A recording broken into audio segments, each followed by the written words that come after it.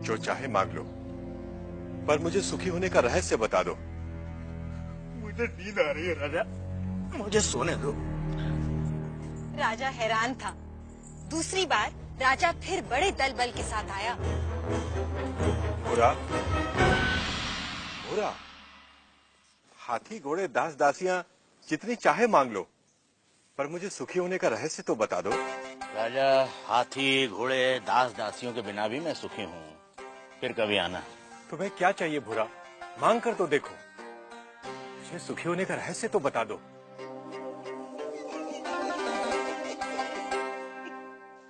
जो स्वयं सुख की खान है, उसे लालच देने का काम मूर्ख ही कर सकता है। जा राजा जा, फिर कभी आना।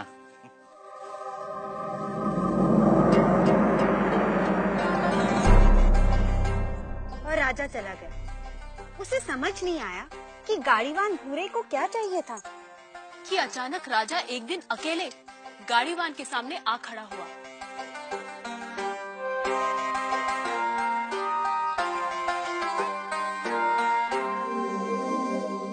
हुकुम। तू फिर आ गया? जब तक आप सुखी होने का रहस्य न बता देंगे, मैं तंग करता रहूंगा। मेरी पीठ खुजा सकेगा? हाँ मालिक। ना, खुजा। रहने दे। ठीक से बैठ जा, बैठ ठीक से।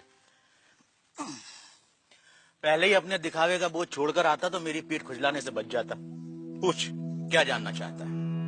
यह कैसा रहस्य है कि जिसके पास सैकड़ों कमीजें हैं, वह सुखी नहीं है, और जिसके पास कोई कमीज नहीं, वह सुखी है?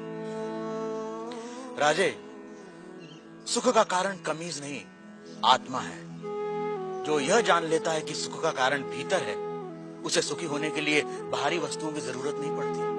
पर मन तो हमेशा सुख के लिए बाहरी वस्तुओं के पीछे भागता रहता है। इसीलिए राजे, जो अपने आनंद स्वरूप आत्मा को जान लेता है, वह वस्तुओं के पीछे भागना बंद कर देता है।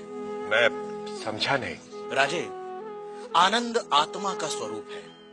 आत्मा अनंत है, इसलिए आनंद भी अनंत है। आत्मा के स्वरूप के कारण व्यक्ति स्वयं से हर क्षण प्रेम करता है। क्या कभी सोचा है कि व्यक्ति बूढ़ा हो जाता है, बीमार हो जाता है, इंद्रियां साथ छोड़ रही होती हैं, मौत द्वार खटखटा रही होती है, फिर भी आदमी जीना चाहता है? क्यों? क्योंकि हर व्यक्ति स्वयं से हर क्षण हर समय प्रेम करता है। यदि दुख स्वयं का स्वरूप होता तो क्या मनुष्य कभी स्वयं से इतना प्रेम करता? कभी तुमने सोचा है कि कभी कभी आत्महत्या का विचार क्यों आता है? नहीं मालिक। क्या है आत्महत्या का विचार? क्यों भावना के वश में आदमी मन, बुद्धि और शरीर आदि को खत्म कर देना चाहता है? क्योंकि आत्महत्या का विचार भी आत्म प्रेम को ही व्यक्त करता है। जब व्यक्ति दुख और दुख देने वाली स्थितियों से छुटकारा नहीं देखता, तब वह अज्ञानता में आत्महत्या को ही दुखों से छुटकारा पाने का रास्ता समझता है। इतना है मनुष्य का स्वयं के प्रति प्रेम कि वह अपने अस्तित्व को भी समाप्त कर देना चाहता है। सुख भीतर है, तो मनुष्य बाहर संसार के पीछे भागता क्यों है? क्योंकि वह स्वयं से प्रेम करता है। मनुष्य जिसकी भी अभिलाषा करता है, चाहे वह धन हो या वैभव, पत्नी, पति या पुत्र हो, वे सिर्फ उपकरण हैं जिनकी अभिलाषा मनुष्य स्वयं के सुख के लिए करता है। मनुष्य अपनी प्रियतम वस्तु या संबंधी को भी छोड़ देता है यदि वह वस्तु या वे संबंध दुख का कारण हो जाए। इसलिए मनुष्य सबसे अधिक स्वयं से प्रेम करता है।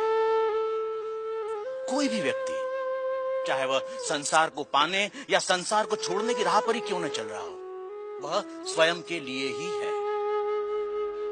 स्वयं के लिए इतना प्रेम कि या तो सारा संसार या संसार नहीं। स्वयं के प्रति इतना प्रेम ही आत्मा के सुख स्वरूप का प्रमाण है। यदि ऐसा नहीं होता तो मनुष्य दुखों से प्रेम करता।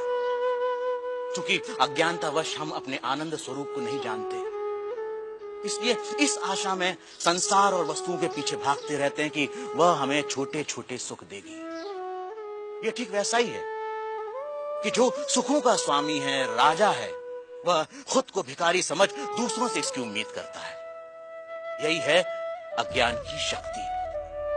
इसलिए राजे, संबंधों का और वस्तुओं का सुख स्थायी नहीं होता, परंतु आत्मा का आनंद असीम होता है। वो कैसे स्थायी है? राजे, जब भी हम किसी प्रिय व्यक्ति या प्रिय वस्तु को देखते हैं तो उससे आनंद होता है। इस आनंद को शास्त्र प्रिय कहते हैं।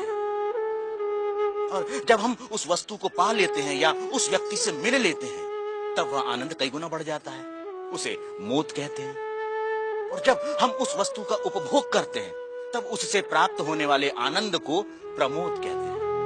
परंतु जैसे ही हम उस व्यक्ति या उस वस्तु से अलग हो जाते हैं वह आनंद भी समाप्त हो जाता है। इसलिए राजे, वस्तुओं का आनंद, व्यक्तियों का आनंद स्थायी नहीं होता, परंतु आत्मा का आनंद स्थायी और अनंत होता है। बुरा व राजा में आनंद पर लंबी चर्चा हुई, जिसे वेदांत में आनंद मीमांसा कहते हैं। सात्विक आनंद, राजसिक आनंद, तामसिक आनंद से लेकर अलग अलग प्राणियों और अवस्थाओं में आनंद की अनुभूति और उसके कारणों की बुरा ने मीमांसा की। पर अंत में राजा ने वह प्रश्न किया जो इस समय हम सबके मन में है। आर्य, यदि मैं ही आत्मा और आत्मा का आनंद स्थान, समय, जन्म, शरीर, मन, बुद्धि और बाहर की किसी भी वस्तु से स्वतंत्र होता है, तो मैं अनंत, असीमित और पूर्ण आनंद का अनुभव क्यों नहीं कर पाता? राजे, यदि तुम अपनी आंखें बंद करोगे तो अंधेरा ही दिखाई देगा। जब तक तुम शरीर, मन, बुद्धि, संसार, वस्तुएं, रस, भाव और विचारों की ओर ही देखोगे तब तक तुम उस अनंत, असीमित और पूर्ण का अनुभव नहीं कर सकोगे। इसमें गलती आत्मा की नहीं, हमारे दृष्टिकोण की है। इसलिए राजे, यदि सुख चाहते हो तो बाहर नहीं, भीतर देखो। तो सूत्रधार, क्या इसका ये अर्थ हुआ कि सुख की कामना ही आत्मा के आनंद स्वरूप का कारण है? तुमने ठीक समझा नटी। इसीलिए पूरा जीवन हम सुख की तलाश में रहते हैं। आप जो होते हैं पूरा जीवन उसी की ही खोज करते हैं। हम आनंद हैं, इसीलिए हम अनंत सुख की अभिलाषा रखते हैं। इस सत्य को ना जानना ही दुख का कारण है। इसीलिए नटी, बाहर नहीं भीतर देखो।